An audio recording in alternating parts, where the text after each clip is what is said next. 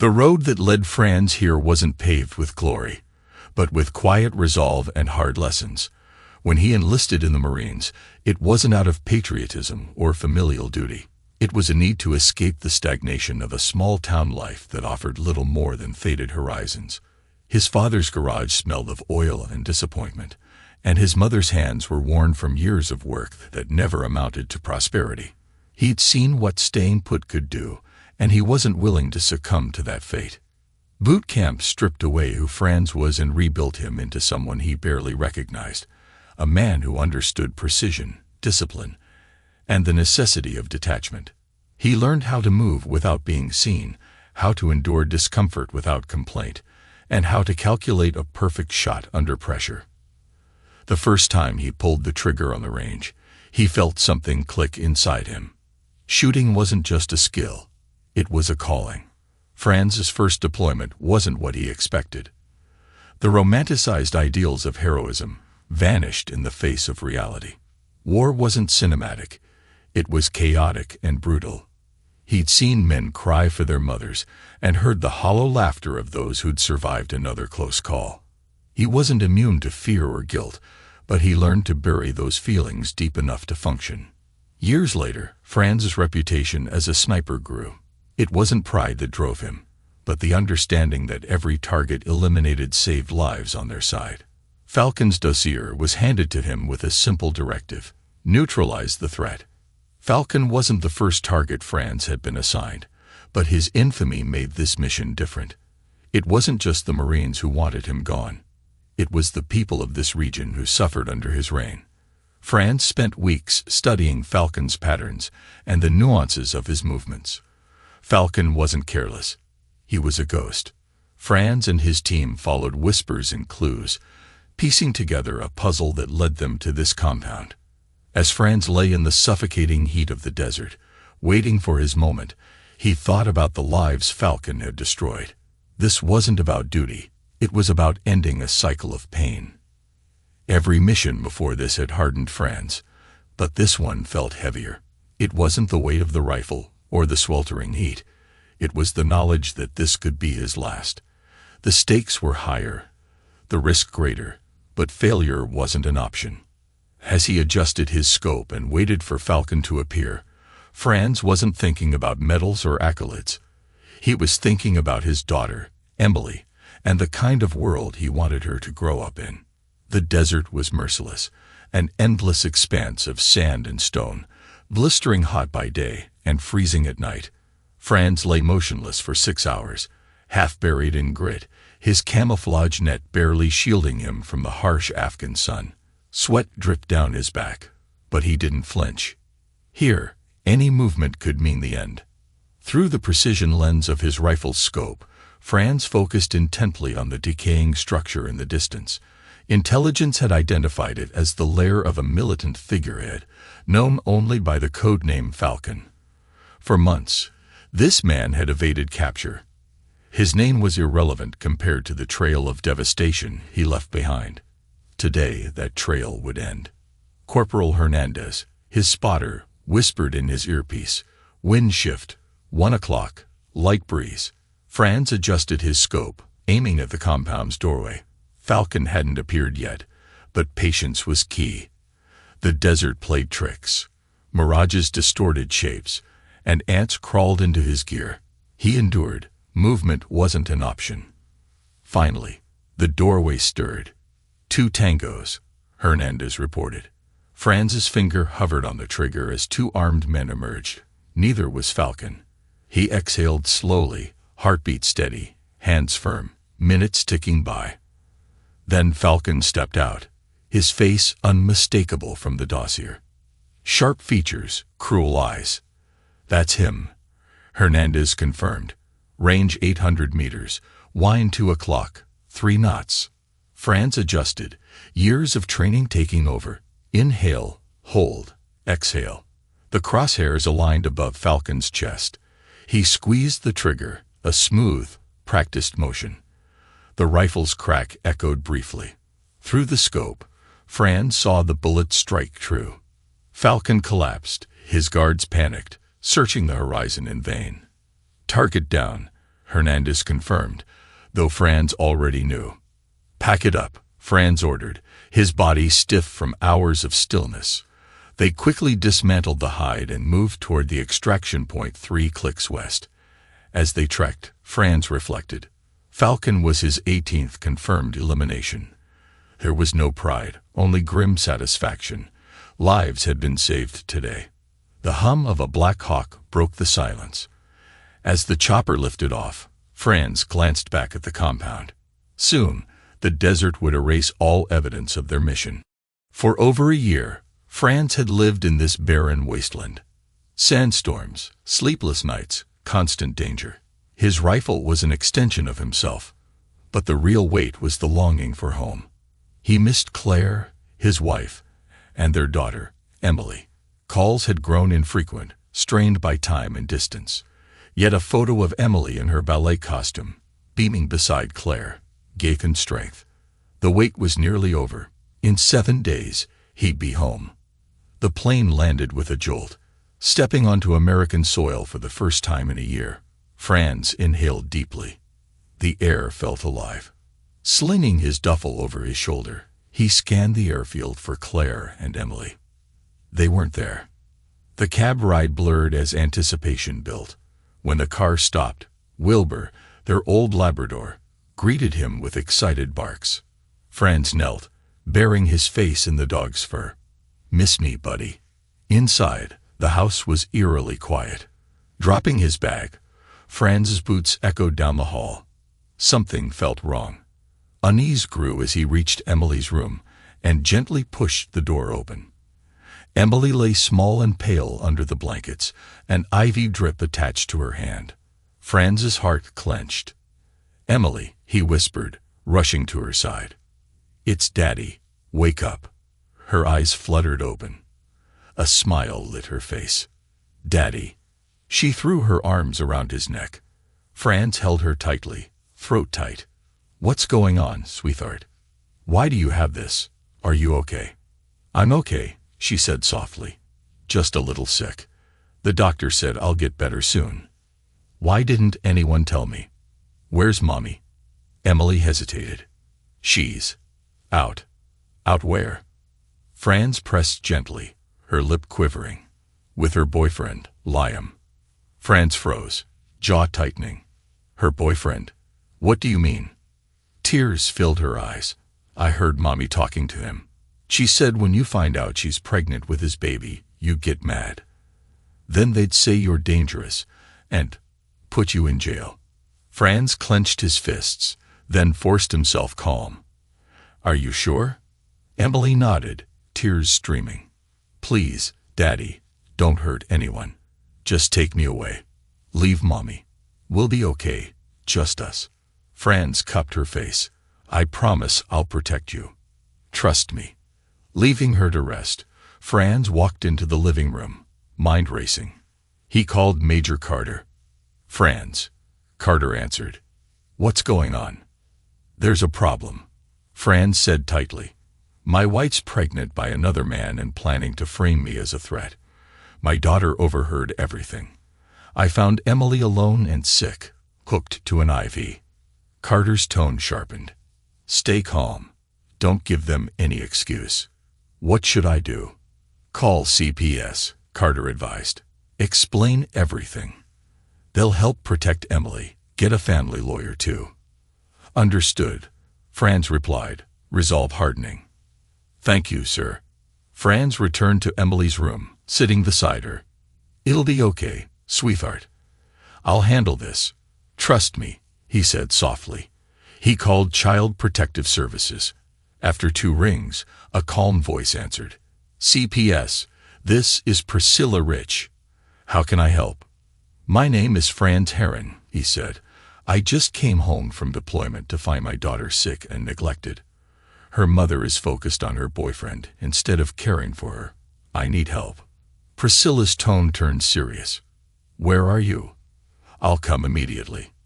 Within 30 minutes, Priscilla arrived, clipboard in hand. Franz explained everything. Emily's condition, the IV administered by a friend, and Claire's neglect. Her face darkened as she listened. "I need to speak with Emily," she said. In the bedroom, Priscilla knelt beside Emily and spoke gently. "Hi, Emily. I'm here to help. Can you tell me how you've been feeling?" Emily hesitated. "I've been sick a long time. Mommy doesn't take care of me. She's always with her boyfriend." "When was the last time you saw a doctor?" Priscilla asked, her tone firm but kind. 3 weeks ago. Mommy's friend does this." She pointed to the IV. Priscilla's expression tightened. "Thank you for telling me. You're very brave. I'll make sure you're safe." She turned to Franz. "This is unacceptable. We'll act immediately to protect her." Priscilla stepped out to make calls, returning with papers. "These are for an emergency restraining order. Fill them out now." Franz complied just as the doorbell rang. It was Joseph Kerr, a lawyer and friend. "Thanks for coming," Franz said, introducing him to Priscilla. Joseph reviewed the situation. "The restraining order is a good start. We'll file for custody next. Document everything: texts, calls, any evidence of neglect." Priscilla added, "The restraining order will be processed tonight. I'll schedule follow-ups to ensure Emily's safety." Franz exhaled, his anger tempered by gratitude. "Thank you. I just want her safe." "She will be," Priscilla assured him. They finalized the forms, outlining steps to protect Emily. Later, Dr. Brown arrived to examine Emily. After a thorough check, he said, "She needs more tests. Bring her to the clinic tomorrow. Keep her rested and hydrated for now." Franz thanked him and returned to Emily's side, holding her small hand. "I'll keep you safe," he whispered as she drifted to sleep. That night, the sound of the front door opening shattered the silence. Franz, sitting in the living room with a firearm resting across his lap, tensed as Claire and Liam stumbled in, laughing. They froze at the sight of him. Claire's face paled. "Franz, what are you doing?" she demanded. Franz rose slowly, his voice cold. "Stop right there." He raised the firearm slightly, not aiming, but making his point. "This ends now." Liam tried to act calm. "Let's talk this out, man. No need for this." Franz's voice dropped, steely. "Don't take another step." He tossed a folded paper onto the table. "That's a restraining order. Claire, you're not welcome here. I'm filing for divorce tomorrow. Leave or I'll call the cops." Claire's face twisted in anger. "You can't do this. I'll tell everyone you threatened me with that tool." Franz smirked, pointing to his phone on the table, recording their conversation. "Go ahead, everything's documented." Liam faltered. "You can't just kick her out. This is my house." Franz said firmly, "Emily's safety comes first. Leave." Now Claire stepped forward defiant. "What are you going to do?" "Shoot me. Don't test me," Franz warned. "Walk out or the police will handle it. Your call." Claire hesitated, then stormed out, dragging Liam with her. "You'll regret this, Franz," she spat. "Maybe," he replied coldly, "but not tonight." Once the door slammed shut, Franz set the firearm down, his hands trembling as the adrenaline wore off. He knew the fight wasn't over, but Emily's safety was all that mattered. 2 days later, Claire was served divorce papers and Liam faced a lawsuit for alienation of affection. In court, Claire pleaded for counseling to save the marriage, but Franz and his lawyer stood firm. "This is about Emily's welfare, not reconciliation," Joseph argued. Though the judge initially mandated counseling, Franz vowed to fight for Emily's safety, his focus unwavering. "She deserves better," he told Joseph. "I won't stop until she's safe." That night, Franz lay alone in bed, the dim glow of the bedside lamp casting shadows across the room. The silence of the house was broken only by the faint rustling of leaves outside. His mind churned relentlessly, replaying the betrayals and the neglect of his daughter. Each memory stoked the fire of his anger, leaving him restless. Staring at the ceiling, he let his thoughts spiral. Claire's actions had crossed a line, and there was no path back. His mind entertained dark scenarios. But Emily's face always brought him back. Revenge tempted him, but the cost was too great. His daughter needed him. Hours passed as Franz wrestled with his emotions. Exhaustion eventually dulled his anger, and sleep crept in. One thought lingered as he drifted off. Claire was out of his life, and she would face the consequences for what she'd done. The news of Claire's dismissal came on a cold morning, delivered via an impersonal email. She sat at the kitchen table, staring at the screen in disbelief. "Dear Mrs. Heron, after careful consideration, we'd regret to inform you that your employment has been terminated, effective immediately. We wish you success in your future endeavors. Sincerely, HR Department."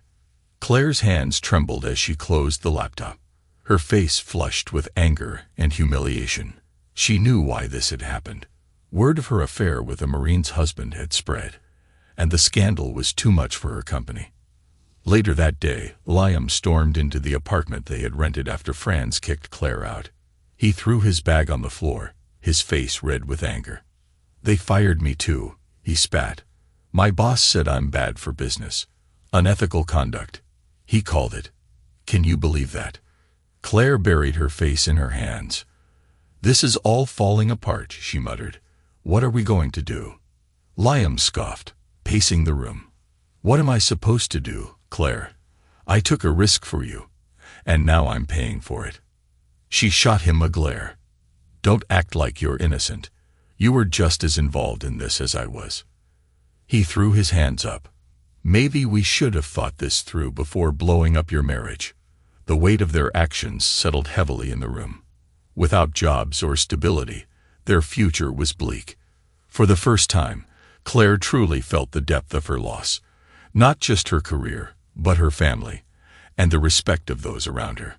2 weeks later, Franz sat across from a counselor in a small, quiet office. His posture was rigid, his hands clasped tightly. The counselor, calm and patient, broke the silence. "So," she began gently, "why are you here today? How are you feeling about everything?" Franz clenched his jaw, his mind flashing back to the courtroom and Claire's betrayal. He exhaled sharply before answering. "I'm here because the court ordered it. Honestly, this feels like a waste of time." The counselor nodded, unfazed. "Let's talk about your daughter." His expression softened slightly. "Emily's been sick. Claire was too busy with her lover to care for her. My daughter was neglected, left to suffer alone. I can't forgive that. Claire doesn't deserve another chance." The counselor nodded, taking notes. "It's clear your daughter's well-being is your priority, but Claire has expressed remorse and a willingness to attend counseling. Could this be an opportunity to heal? For Emily's sake?" Franz's laugh was bitter. "You think I should trust her? After all the lies and manipulation, she's putting on an act, and I'm not falling for it." The counselor's tone remained steady. "I understand your pain, but trust can be rebuilt over time. If she's genuine, wouldn't it be worth trying?" Franz's hands gripped the chair tightly. "You don't get it. She's not sorry. She's playing the sufferer. I can see through her lies." The counselor leaned forward slightly. "Healing takes effort from both sides. Claire needs to show she's committed, but if you close the door entirely, it could affect Emily's relationship with her mother." Franz's eyes narrowed. "I'm a Marine. I've faced worse than this. Pain doesn't stop me. I move forward. Claire isn't getting another chance. Not after what she's done." He stood abruptly. "Thanks for the chat, but I've had enough." Without another word, he walked out, determined to protect his daughter and prove Claire's true nature. The next morning, Franz's hands trembled slightly as he picked up the newspaper from the doorstep. His eyes locked onto the headline, "Man Found Dead, Possible Loan Shark Connection." His heart skipped. The name wasn't familiar, but the mention of loan shark struck a chord. He knew their type, dangerous men lurking in the shadows, their hands always dirty. His mind raced. Could this be it? He thought. A chance to make Claire pay. To make them all pay. He grabbed his phone and dialed Joseph's number. his voice steady despite the storm brewing inside. The call connected after 2 rings. "Franz," Joseph said cautiously. "What's going on?" "I've got an idea," Franz said, his tone urgent. "It's about the loan sharks. A guy in the paper. I know him. This could work." Joseph's silence stretched before he responded, his voice serious. "Franz, stop. This isn't the way you'll destroy everything you've been fighting for." "I don't care anymore," Franz replied coldly. "Claire deserves to face the consequences. This is how." Joseph sighed, a mix of frustration and concern in his tone. "I can't let you do this. It's reckless, dangerous. You'll lose everything. Let's find another way." "This is the only way," Franz snapped. "I'm not asking for permission. I'm doing it." The line went quiet before Joseph finally said, "I won't support this, but I'll be here if you need me. Just think before you act." The call ended, leaving Franz staring at the phone. His decision was made. That evening, Franz and Joseph entered a smoky, dimly lit bar called The Cave. The stale stench of cigarettes and whiskey, mixed with murmured voices, created an atmosphere of tension and secrecy. Franz's eyes scanned the room, searching for familiar faces, the kind who thrived in shadows. Joseph leaned in, his voice low and urgent. "Franz, why are we here? This is insane. Let's leave now while we still can." Franz didn't respond immediately. His attention was fixed on a group of men in the back, their movements deliberate, their eyes darting as they whispered among themselves. "Relax," Franz said firmly. "We're just here to talk. Trust me." "Trust you?" Joseph hissed. "You're dragging us into a powder keg. You don't even know how this will end." Before Franz could reply, a towering figure emerged from the shadows. The man strode toward them, his presence commanding. He stopped in front of Franz, his expression unreadable. "The boss wants to see you," the man said in a gravelly voice. Joseph's eyes widened. "This is it. Let's walk away." But Franz remained calm, nodding to the man. "Lead the way." Joseph's protests died as Franz silenced him with a glance. There was no turning back. They were led to a dim room with thick velvet curtains and the faint smell of cigars. At the far end, an imposing man sat in a leather chair, his size and aura radiating power. He stood as they entered, his every movement deliberate and measured. To Franz's surprise, the man broke into a wide grin. "God, it's been ages," he boomed, stepping forward to envelop Franz in a bear hug, lifting him briefly off the ground. "Franz Heron, the man who saved my life."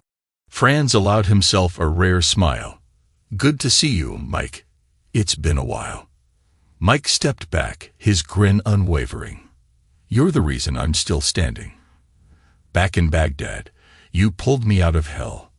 I owe you everything." Turning to the men in the shadows, Mike announced, "This is Franz Heron, the real deal."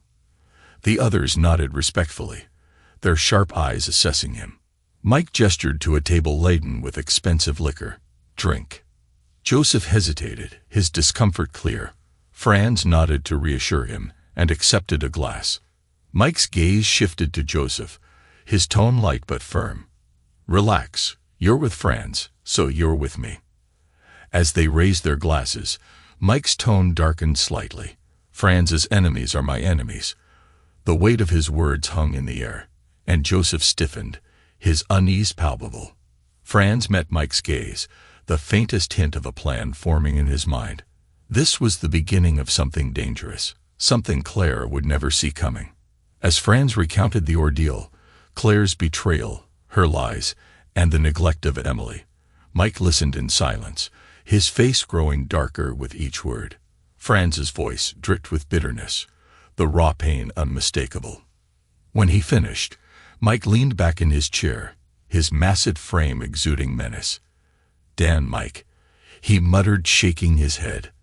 "That's low, Franz. You deserve better." His eyes gleamed with dangerous intensity. "Say the word, and I'll take care of it. Claire, her lover, gone, no questions asked." The offer hung in the air, and Franz felt his stomach churn. He'd anticipated this, but hearing it aloud made it real. He didn't flinch, though. His decision was already made. He let the silence linger, his mind racing. Joseph, quiet until now, finally spoke. "Mike, this isn't the way," he said cautiously. "If Claire and her lover vanish, the cops will be all over Franz. It's too risky." Franz shot him a sharp look. "I've thought it through," he said firmly. "They won't get away with this, but we need to be smart." Mike raised a hand, signaling for calm. "Joseph's right. We can't leave a mess.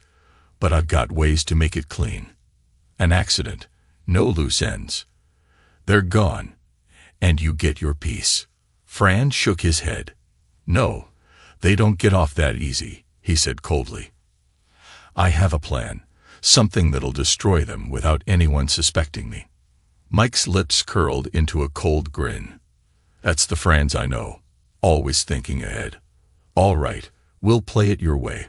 Just tell me what you need." Joseph leaned back, rubbing his temples. "I'm in," he said reluctantly. "But we need to cover every angle. No mistakes." Franz nodded, the weight of his decision settling. "There won't be any mistakes. This ends now, on my terms." Mike raised his glass in a toast. "To making things right." Joseph hesitated but joined, their glasses clinking in the dim room. Nothing more needed to be said. The plan was in motion. At a bustling coffee shop, Claire and Liam sat in tense silence, the hum of conversations filling the air. Claire sipped her latte, her attention flicking to the two men at the next table. They were speaking in low tones, pointing to a map spread across the table. "It's prime real estate," one said, tapping a circled spot. "We need to move fast." Claire leaned closer, trying to listen. When the first man mentioned an address, her heart skipped. Her brow furrowed as recognition dawned. "That's my house," she blurted out. The men froze, exchanging glances before turning to her. "Excuse me," the first man asked. Claire straightened, a faint smile on her lips. "The property you're talking about, it's my house." The second man frowned. "Your house or your husband's?" Claire hesitated but recovered. "Technically my husband's, but I can sell it." The men exchanged skeptical looks before the second one spoke. "Last we heard, you were trying to reconcile. If that's true, you might not get it." Claire's grip tightened on her cup. "I'm not reconciling," she said flatly. "I'm filing for divorce. I'll get the house, and then I'll sell." The first man studied her, his tone careful. "Even if you divorce, you might only get half. Courts usually split assets, and the rest stays with him." Claire's jaw clenched. "Half? Why should I settle for that? It's my house." The second man shrugged. "That's how it works. Unless you can prove something drastic, the court won't award you more." Claire's mind raced. "What if I convince him to agree to more? Is there a way to make this work in my favor?" The first man leaned in. "Timing is everything. If you push for more now, and he agrees before the property value spikes, you could come out ahead. Once the mall development near your house is public, the value will skyrocket." "How much?" Claire asked, her eyes narrowing. "Could increase 20-fold, the first man said, his tone almost calculating. "But you'll have to act fast before anyone else knows." Claire's lips pressed into a determined line. She nodded slowly, her mind already calculating her next move.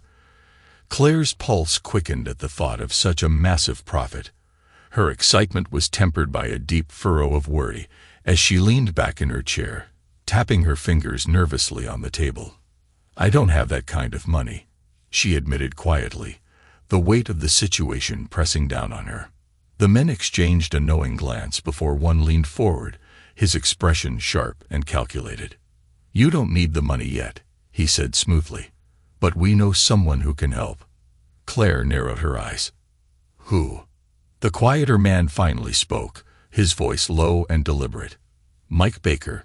He's your guy when banks won't play ball. But let's be clear. He doesn't forgive debts, and he won't hesitate to collect by any means necessary. Claire's stomach turned at the name. Mike Baker, she repeated, a mix of disbelief and fear. I've heard of him. He's dangerous. Before she could say more, Liam gripped her arm tightly, making her flinch. His voice dropped to a tense whisper. Claire, listen to me. You don't want to owe someone like Mike. If you can't pay him back, he won't just take what you owe. He'll take everything. He'll liquidate you. A shiver ran through Claire, but her desperation overpowered her fear. She pulled her arm free, her voice trembling as she asked, how much would I need? The first man adjusted his tie, offering a professional but hollow smile. That's for you to decide. Mike can lend you what you need to make it happen. But remember, he always collects. He never forgets. Claire's heartbeat thundered as the enormity of her predicament sank in. The men rose from their seats, their movements synchronized and precise. One slid a card across the table. Call us if you get the house, he said coolly. Claire clutched the card, frozen in place as they left the cafe. Her grip tightened as she stared at it, her mind racing. After a moment, she nodded to herself. I'll call, she whispered, more to herself than anyone else. 2 days later, Franz sat stiffly in the waiting room for what was supposed to be a joint counseling session. His hands clasped tightly as Melinda, the counselor, approached with a neutral expression. Mr. Heron, she began, her tone measured. I've asked you before if you're willing to give Claire another chance. Reconciliation is possible if both of you are open to it. Franz scoffed, shaking his head with a faint mocking smile. Lady, reading textbooks and running mock scenarios might get you a counseling license, but it doesn't make you an expert on people. Melinda's expression hardened, though her voice remained steady. Mr. Heron, I'm a professional. You need to approach this with an open mind. Franz stood towering over her desk. You're not listening. Claire is a liar, plain and simple. I'm not falling for her act. Melinda frowned, her voice growing more assertive. Have you even tried to understand her? Franz interrupted sharply. No, I'm done understanding someone who's been lying to me all along. But if you want to play games, let's make it interesting. Melinda blinked. Games? What are you talking about? Franz leaned closer, his smile cold. A bet. If you prove me wrong, I'll keep coming to these sessions. But if I'm right, you do exactly as I say. A Marine's word. Melinda hesitated, her professionalism battling with curiosity. Fine, she said at last. If I win, you continue counseling. If you win, I'll follow your lead. Agreed. Agreed, Franz said, leaning back with a smirk. The door opened, and Claire entered with a defiant air. Her outfit was provocative, a low-cut top and a skirt that barely met decency standards. Melinda greeted her with strained politeness. Claire, welcome. Let's begin. Claire cut her off with a sharp voice. Spare me the formalities. Let me talk. Melinda faltered as Claire turned to Franz, venom dripping from her tone. He wants a divorce. Fine, I'll give it to him. Just give me the house, and we're done. Melinda nodded. But Claire, you said. I don't care, Claire snapped, rolling her eyes. I was cheating, and I don't regret it. My lover, Liam, at least he's good in bed, unlike this Marine playing toy soldier. Franz stayed silent, his expression unreadable. Claire wasn't finished, she sneered. And your sick daughter, she can rot for all I care. Your dog, we kicked it for fun. Liam and I laughed about it. Melinda's face drained of color. Claire, this is supposed to be a counseling session. Claire barked. I lied. I don't want reconciliation. I want a divorce and the house. I'm done. She grabbed her bag and stormed out, her heels clicking sharply against the floor. The door slammed, leaving the room in stunned silence. Melinda stood frozen, her wide eyes betraying her shock. Franz rose slowly, his expression cold and calculating. His piercing gaze locked on Melinda, silently conveying his disdain for her understanding of the situation. You don't get it, do you? He said, his voice smooth yet tinged with frustration. This isn't about reconciliation. It's about power, control, and ensuring I get what's mine. Melinda opened her mouth to respond, but no words came. Instead, her eyes pleaded with him, her professional demeanor cracking. Please, Franz, she whispered, her voice trembling. I can help you. Franz interrupted, his tone sharp and commanding. You'll do as I say, right? His stare bore into her, and for a fleeting moment, fear flickered in her eyes. Melinda seemed to shrink under the intensity of his words, her composure slipping. Franz gave her one last icy glance before heading toward the door. I'll be back, he said flatly, leaving her standing in stunned silence, caught between shock and regret. The courtroom was heavy with tension as Judge Parker reviewed the revised divorce petition before him. Unknown to those present, Parker was Melinda's uncle and had agreed to closely examine Claire's actions after her outburst during counseling. His expression was stern, his intent clear. Claire sat at the plaintiff's table, her arms crossed, her defiance evident.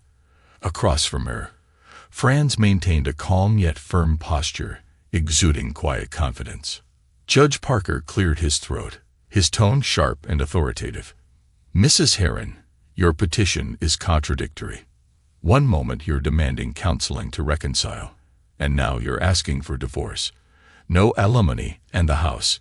Care to explain? Claire forced a tight smile. I've decided I only want the house, Your Honor. It has sentimental value. Parker's irritation was palpable. Sentimental value for a house you neither maintained nor respected, he retorted bluntly. Let me make this clear. You'll get 50% of your demand, nothing more. If you want the house, you'll pay Mr. Heron's price. This court doesn't indulge entitlement. Claire's confident facade faltered, but she recovered quickly, her voice laced with indignation. I'm not paying a dime. It's my house. Parker's eyes narrowed. Incorrect.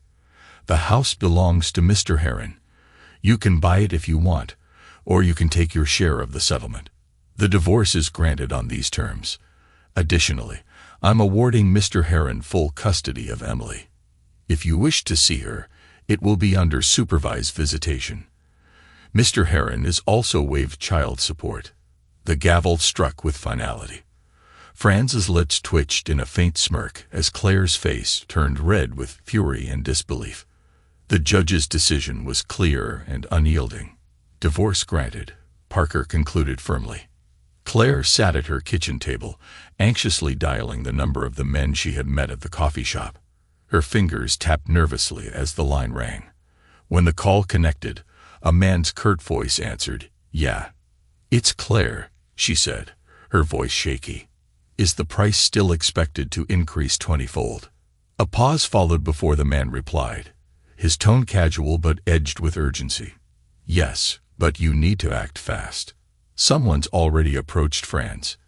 If you wait, you'll lose your chance. Claire's chest tightened. How soon? Now or never, the man said bluntly. Claire ended the call, her pulse racing.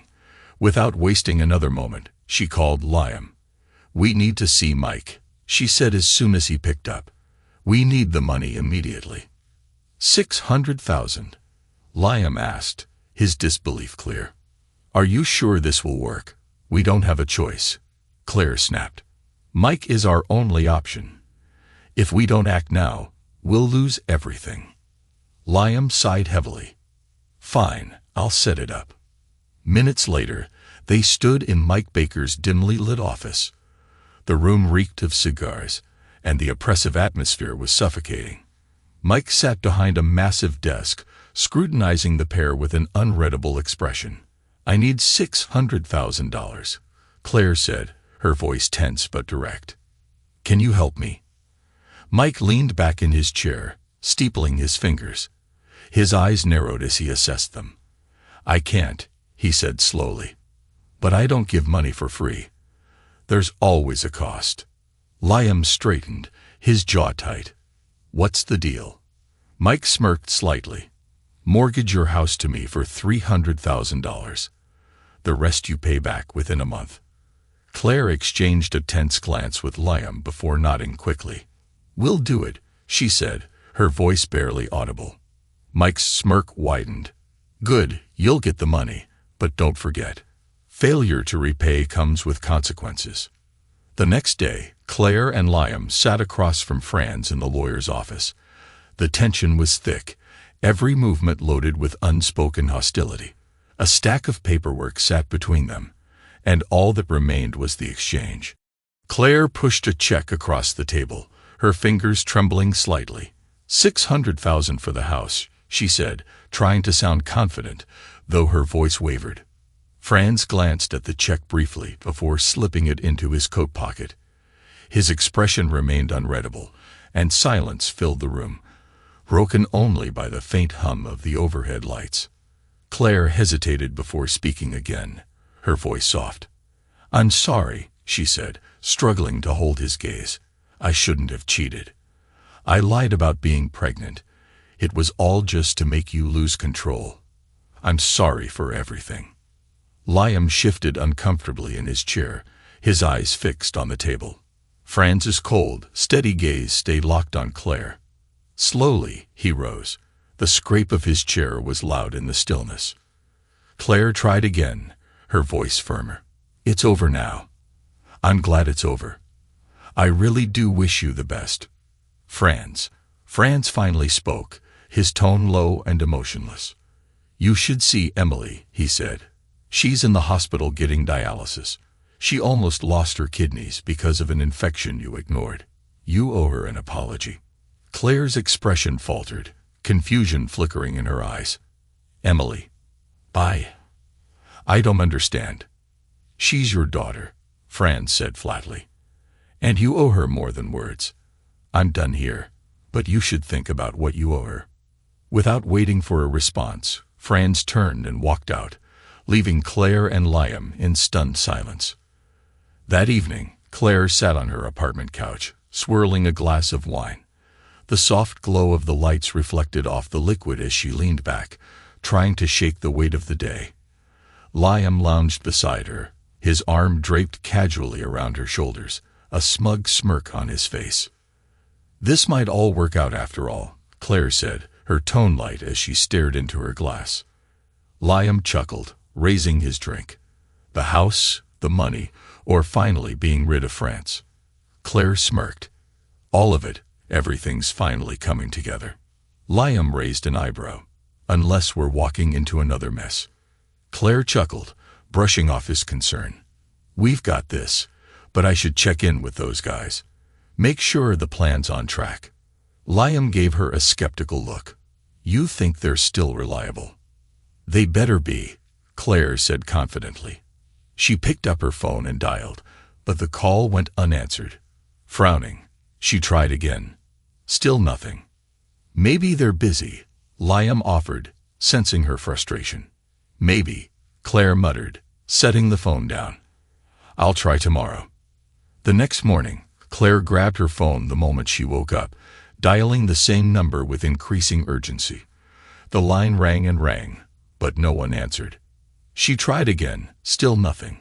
Her frustration turned to panic. "Why the hell won't they pick up?" she muttered. Liam, groggy from the night before, rubbed his eyes.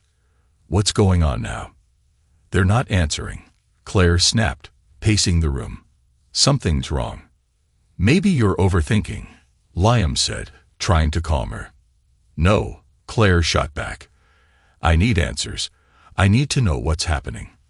Without another word, Claire grabbed her purse and stormed out, with Liam reluctantly following. They arrived at the address from the business card, but what they found wasn't what they expected. A garish neon sign blinked over a strip club, the parking lot nearly empty. "This can't be right," Claire whispered, dread creeping into her voice. Liam cursed under his breath. "A strip club? Are you kidding me?" Claire's knees buckled, and she sank to the ground, her face twisting in anger and disbelief. "I can't believe I fell for this," she muttered. "How could I be so stupid?" Liam stood over her, his frustration boiling over. "You fell for it. We both did. I should have known better, but here we are.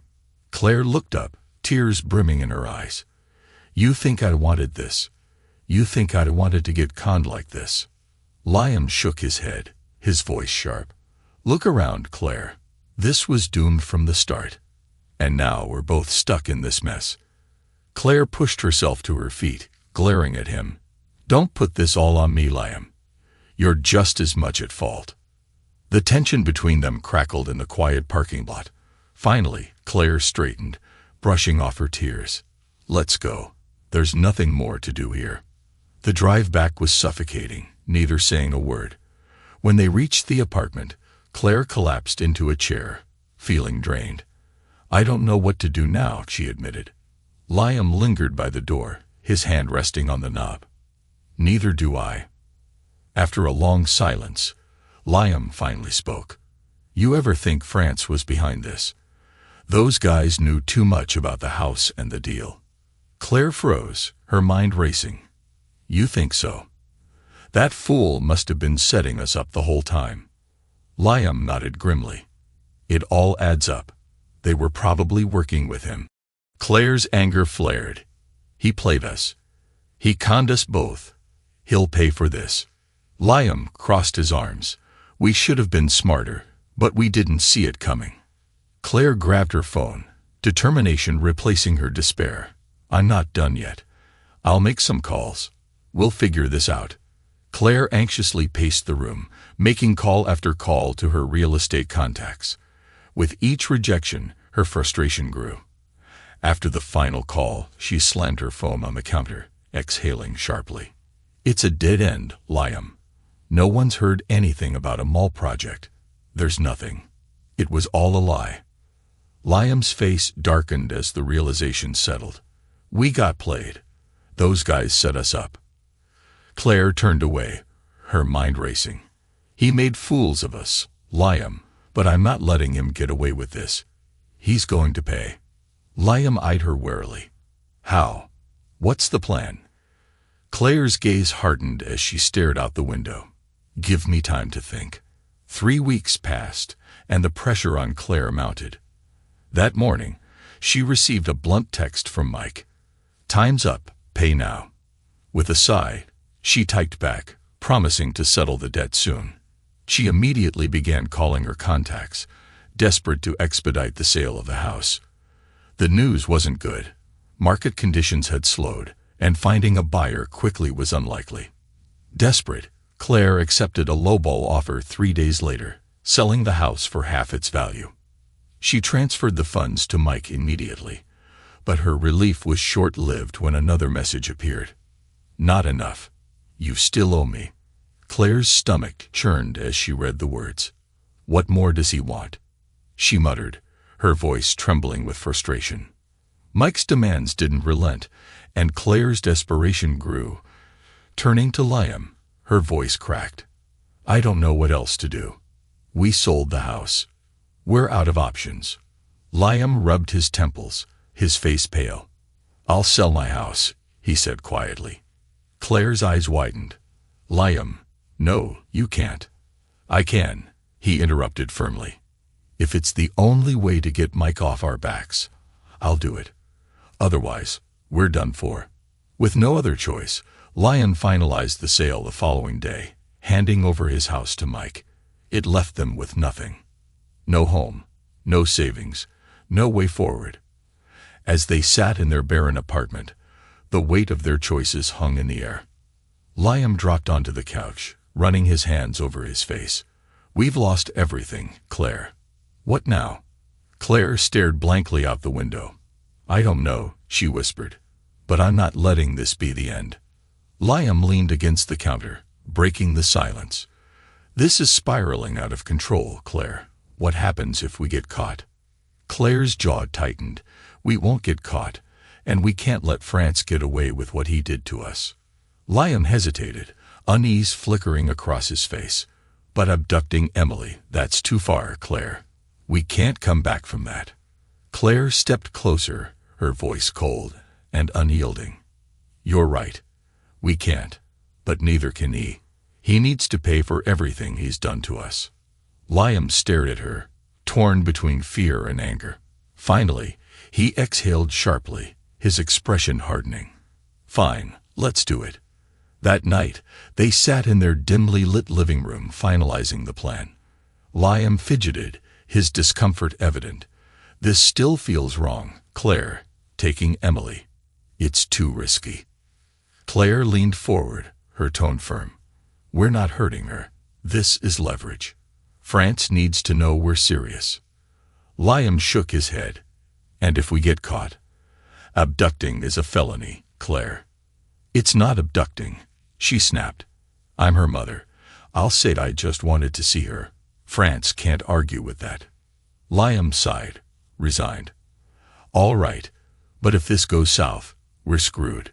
"It won't," Claire said, her voice filled with certainty. "We'll make him pay." The next evening, Claire and Liam arrived at an abandoned factory. Its decaying walls were illuminated by flickering lights. They parked near the entrance, tension thick in the air. "This is it," Claire said, her voice steady.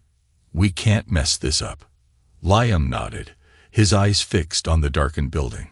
A shadow emerged from the far end of the yard, moving toward them. The man was tall and cloaked in darkness, a baseball cap obscuring his face. In his hand was a small envelope. Claire rolled down the window as the man approached. "Do you have her?" she asked sharply. The man tossed the envelope into the car and stepped back. "She's inside. Everything's set." Liam ripped open the envelope, revealing a photograph of Emily. Her frightened eyes stared back at them, causing Claire's stomach to twist with guilt. The man extended his hand, the money. Claire glanced at Liam as he handed over the cash, the stack disappearing into the man's jacket with mechanical efficiency. His cold, lingering stare hinted at a deeper warning before he turned and briskly walked away, clearly uninterested in staying any longer than necessary. The next night, Claire and Liam returned to the factory, moving quickly through the rusted gates. Their footsteps echoed in the eerie silence. Near the back wall, they spotted an old van. Inside, a figure slumped against the interior. Her hands were tightly bound, and her face was hidden by a black mask. Her labored breathing broke the stillness, a mix of fear and exhaustion. "Is it her?" Liam's voice was taut with apprehension. Claire's heart raced as she studied the figure. The posture seemed familiar, her slender frame unmistakable. "It's her," she murmured, more to herself than to Liam. They carefully moved the girl to their car. The journey was shrouded in tense silence. Streetlights cast fleeting shadows across Claire's face as she gripped her phone and dialed with trembling fingers. Finally, France's voice cut through the static, low and icy. "Claire." Claire's jaw tightened as she steadied her tone. "I have the girl," she said, forcing a calmness she didn't feel. "If you want her back, you'll need to pay." A heavy silence followed, suffocating in its weight. When France finally spoke, his voice carried a dangerous edge. "You think I'll hand over money without proof?" Claire exhaled slowly, willing her nerves to settle. "You'll get proof when I see the money. That's the deal." Beside her, Liam fidgeted nervously, his eyes darting between the girl in the back seat and the empty streets. Claire raised a hand, silencing him before his panic could escalate the situation. After a tense pause, France's voice returned, sharp and commanding. 700,000. You'll have it. But I want the location now." Claire's pulse quickened. This was the point of no return. Choosing her words carefully, she replied, "Meet me at the old mill on Riverside. Tomorrow night at midnight." Another pause, followed by France's curt response. "I'll be there." Claire ended the call, her hand trembling as she lowered the phone. The enormity of her actions settled like a dense fog around her. Liam's whispered question broke her thoughts. "Do you think he'll show?" Claire glanced at the girl in the back seat, her face still hidden beneath the mask. A pang of guilt flickered in her chest, but she pushed it aside. "He'll come," she said firmly. "He always does." The gravel crunched beneath the tires as Claire and Liam approached the old mill. A light mist hung in the air, adding an eerie stillness to the scene. Ahead, France stood near a dilapidated barn, his silhouette imposing as he held a large bag at his side. "This is it," Claire muttered, her voice low. "No turning back." Liam nodded grimly. "We make the exchange and leave, quick and clean." Claire stepped out of the car, the night's chill biting at her skin. She reached into the back seat, pulling the bound girl upright with Liam's help. Together, they moved toward France, the tension between them palpable.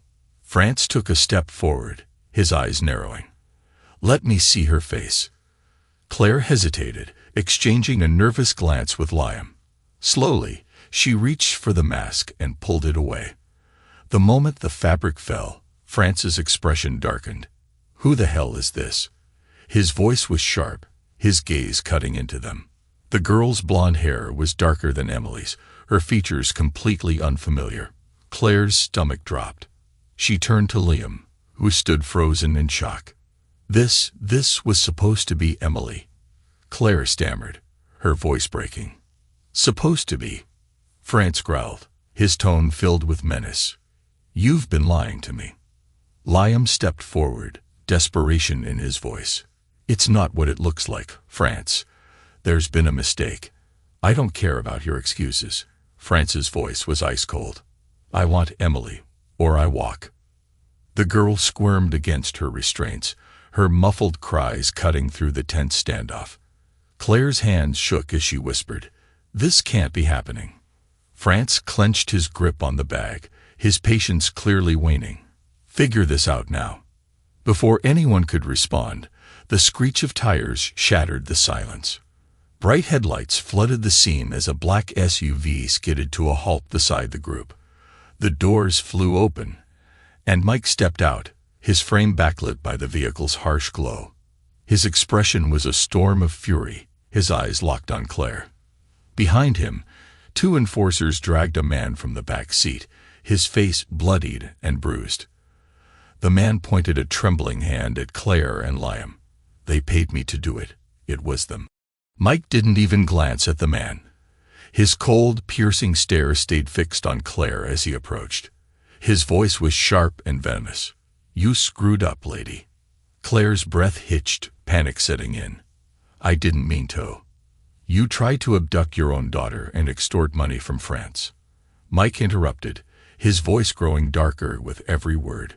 "You've hit a new low." France stepped forward, his expression unreadable as he and Mike exchanged a brief knowing glance. "You thought you could manipulate France and walk away." Mike's tone was a menacing growl. "France's family, his enemies are mine." Claire stood frozen, her chest tightening under the weight of Mike's words. Liam instinctively moved to shield her, but it was futile. Mike turned to his men. "Take them." In moments, Claire and Liam were restrained and dragged toward the waiting SUV. Mike's voice was cold and final. "This is over. You're done." As the SUV disappeared into the night, Mike turned to France. His voice was calm yet dangerous. "They crossed me, France. This isn't just about you anymore. They tried to involve my family. That's a line I don't forgive." France stood motionless, his jaw tightening at the mention of Mike's daughter. Though his face remained calm, his rigid posture betrayed the tension coursing through him. He understood exactly what Mike was capable of, and the presence of his men standing watch only confirmed Mike's intentions. The decision had already been made. Mike stepped closer, his voice dropping to a menacing growl. "You've got your reputation, and I've got mine. But when someone comes after my family, my daughter, it's personal. There's no walking away from this." His piercing eyes locked onto France's as he added, "I'm taking care of this now." France didn't flinch, though his expression grew colder. He understood Mike's ruthlessness and couldn't fault him for protecting his own. Raising his hand slightly, he spoke with measured calm. "Agreed. You're right to defend your reputation." He paused, his gaze shifting briefly toward Claire and Liam before returning to Mike. "But I've got a daughter to protect too." His voice turned harder, each word deliberate. "If they're let go, They'll come after her again. That's a risk I can't take. Do what needs to be done. Mike's eyes narrowed, the weight of France's words settling between them. The unspoken understanding passed silently. There was no going back. 3 weeks later, the golden light of afternoon filtered through the trees as France and Emily strolled along the riverbank. The gentle rush of water over rocks blended with Emily's laughter and the happy panting of their dog, Wilbur. For the first time in weeks, France felt a sense of calm return. Emily was recovering, and the darkness of the past felt farther away. Watching Emily toss a stick for Wilbur, France allowed himself a rare smile. The weight he'd carried seemed lighter here, in this moment of peace. His phone buzzed in his pocket, pulling him back to reality. He hesitated before answering, stepping away to give Emily her space. "France," he said, his tone steady but alert. "Hey, it's Joseph," came the cheerful voice on the other end. "I just wanted to thank you, man. Things with Melinda went great. She's incredible. I owe you for setting us up." France smirked faintly, his voice cool. "Glad it worked out, Joseph. You're a lifesaver." "Really?" Joseph added enthusiastically. "Talk soon." The line clicked off, and France pocketed his phone. He turned back toward Emily, who was laughing as Wilbur licked her hand. France crouched down, scratching behind the dog's ears. "No one messes with my dog," and walks away, he muttered with quiet affection. Wilbur wagged his tail as if in agreement. Miles away, a boat rocked gently on the open sea. The sound of waves lapping against the hull was the only break in the silence. Claire and Liam sat side by side, their hands bound behind their backs and heavy concrete blocks shackled to their feet. Their breaths came quick and shallow, panic etched into their faces. A tall man loomed over them, his cold gaze cutting through the still air. He watched them squirm, a cruel smile playing on his lips. Finally, he spoke, his voice low and sharp. "You were trouble from the start. Now you're just a problem solved." He yanked Claire to her feet, then dragged Liam up with the same rough motion. They struggled, but the weight of the concrete and their restraints left them powerless. Without hesitation, the man shoved them toward the boat's edge. The icy wind hit their faces, a stark reminder of their impending fate. "No, please," Claire gasped, her voice cracking. "Don't do this." Her pleas fell on deaf ears. The man gripped the back of their shirts, and with a single push, sent them tumbling into the dark waters below. The cold sea engulfed them instantly, the weight of the concrete dragging them downward.